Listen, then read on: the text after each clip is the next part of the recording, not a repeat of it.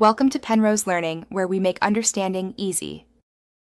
You start by confirming the text file's encoding and delimiter so Excel reads characters correctly. Open Excel to a blank workbook and keep the TXT file accessible. Then use Data Get Data or Text Import Wizard depending on your Excel version. This choice controls parsing options. Select the file and choose Delimited if columns are separated or Fixed Width if columns align by position. Once done, preview the import pane and verify rows look correct before continuing to parsing. Now focus on how each field should appear. Pick the delimiter and set the text qualifier so quoted commas don't split fields.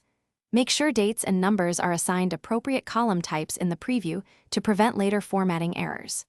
Use Transform or the Wizard's column tools to split combined fields, trim extra spaces, and correct character encoding if accents look wrong. If you need to remove header rows or promote a row to headers, do it here. These choices determine cleanliness of the final sheet. Finish by loading the clean data into a worksheet or the data model. Pick an existing sheet cell or a new table for clarity. Then validate. Scan columns for alignment, ensure dates didn't shift, and confirm numeric fields are numbers not text. If you spot issues, don't redo everything, edit the query, or reopen the text import settings and change delimiter, encoding, or column types. One key troubleshooting tip: if characters look corrupted, try UTF-8 versus ANSI encoding and reimport to fix garbled.